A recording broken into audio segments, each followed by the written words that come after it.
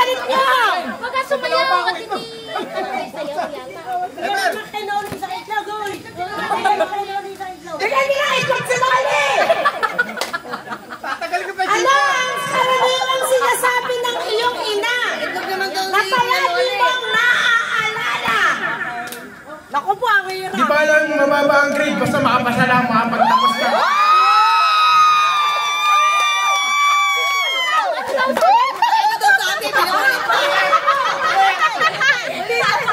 Ano ang lagi sinasabi ng nanay mo? Di ba lang mababa ang grade, makapagtapos ka lang. Winning answer! Hindi na niya ako binati. Naiyak ko dito na, naiyak. Patayin mo! Ang bagay na yan, grabe yung wala.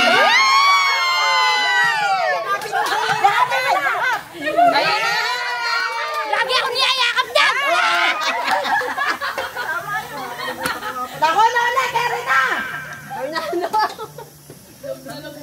Lola, ito!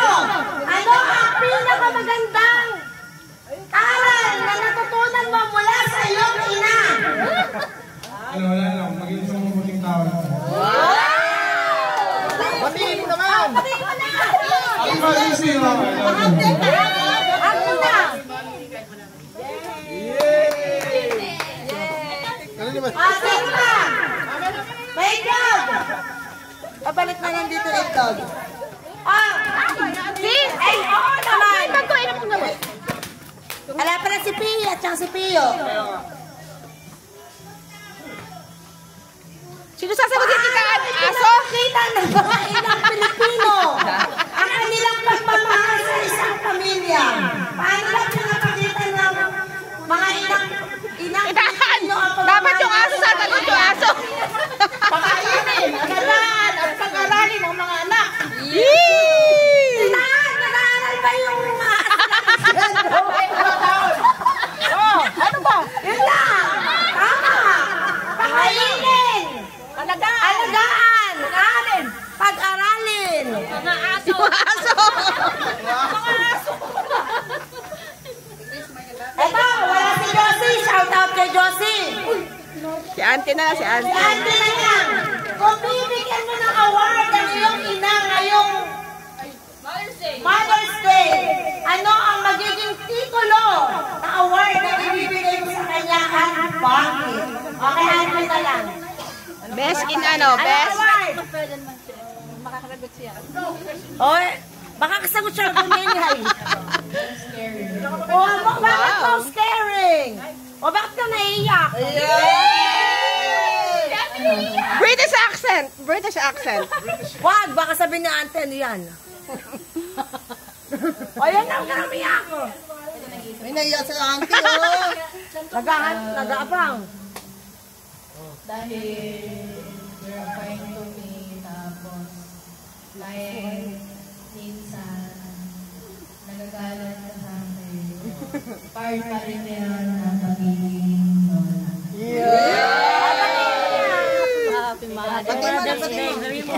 Batiin mo. O, Carmela! Ano ang tanong mo? Naku, baka mahirap to. Win for to, win for. Okay. Kung bibigyan mo ng regalo ang iyong ina, ano to ba? Na hindi mabibili ng pera. Ano ito at bakit? Yung hindi na mabibili ng pera. Ano daw regalo mo? Magbagay.